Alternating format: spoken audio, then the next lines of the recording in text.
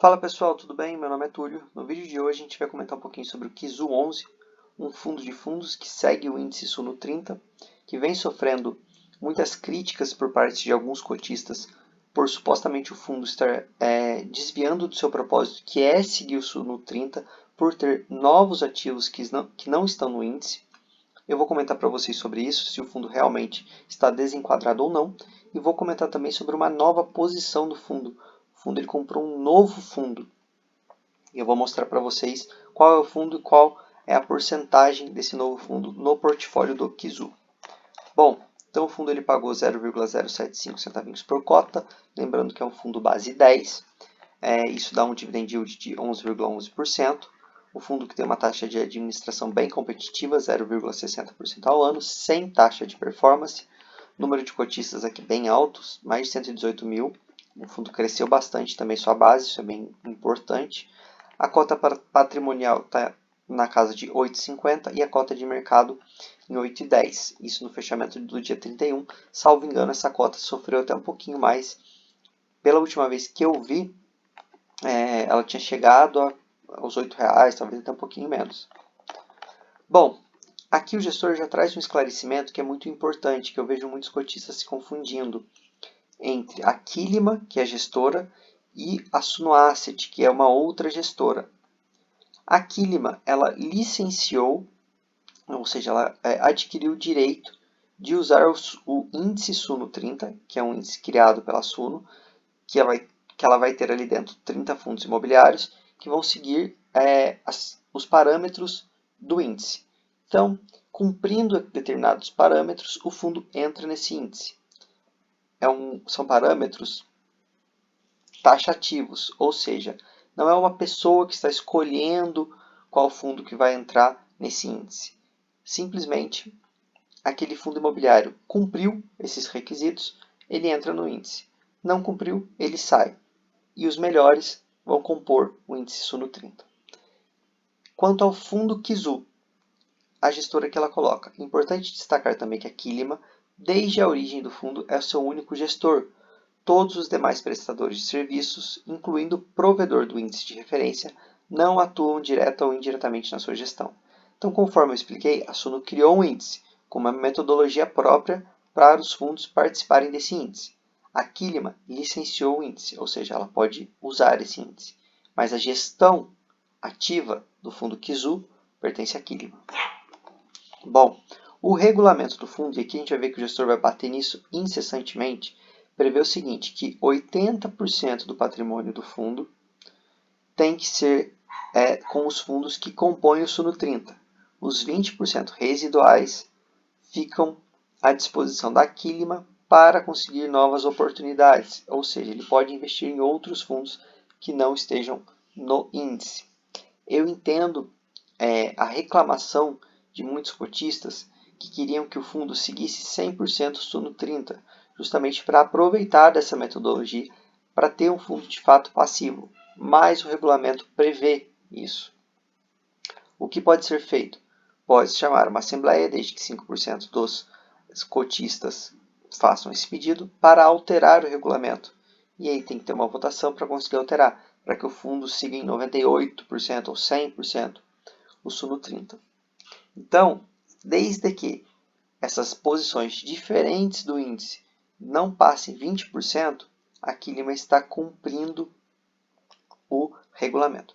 Lembrando, pessoal, que aqui o meu canal é completamente independente, não conheço ninguém da Quilima, eu não atuo nesse mercado, eu simplesmente estou trazendo o regulamento e comentando com vocês, compartilhando os meus estudos, tá? Não estou defendendo A ou B. Eu entendo a revolta de muitos cotistas que queriam que o fundo seguisse totalmente o Suno 30. Aqui a gestão traz o gráfico de rentabilidade e ela diz que justamente por esses 20% residuais que ela consegue investir em novos ativos, que o fundo tem conseguido performar melhor. Seguindo, pessoal, se vocês estiverem gostando do meu vídeo, peço que deixem like, se inscrevam. Eu criei um canal do Telegram, onde a gente tem se ajudado bastante. Lá eu faço enquete, a gente comenta. O pessoal dá sugestão de vídeo, eu sempre dou prioridade. Então, se vocês quiserem entrar, fica o convite, tá bom? Aqui ele comenta um pouquinho do cenário macroeconômico, mas eu destaquei esse ponto, que ele diz o seguinte: os segmentos de fundos imobiliários mais impactados negativamente durante o mês foram o setor de agro e logístico, muito pelo episódio das Americanas. A questão aqui é que a gente sabe que não são todos os fundos que têm uma exposição relevante em Americanas, mas todos os fundos sofreram.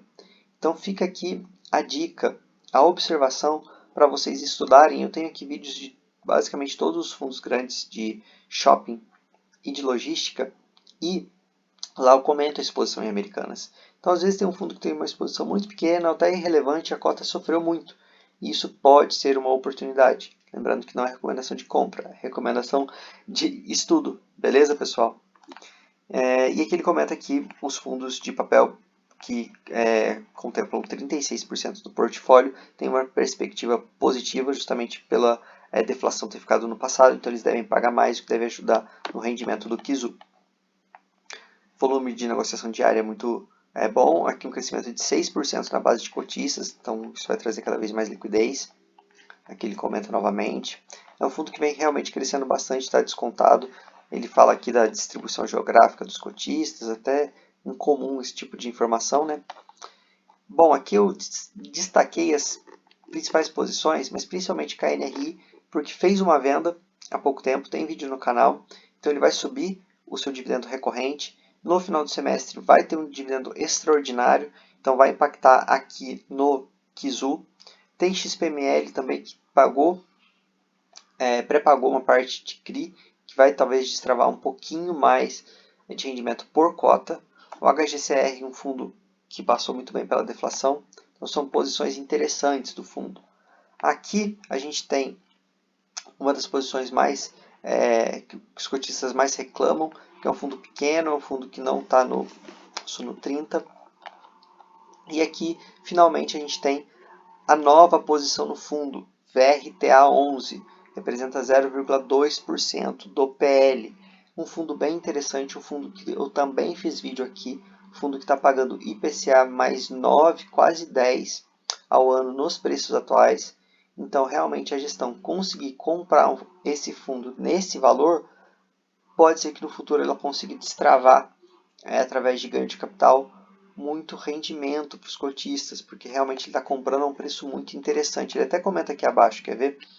Então aqui ele coloca a questão, de novo, do fundo seguir o Suno 30, mas conseguir ter performance através da gestão ativa, por causa daqueles 20%. A gente vê o gestor batendo incessantemente nisso, porque de fato eles vêm sofrendo muita crítica.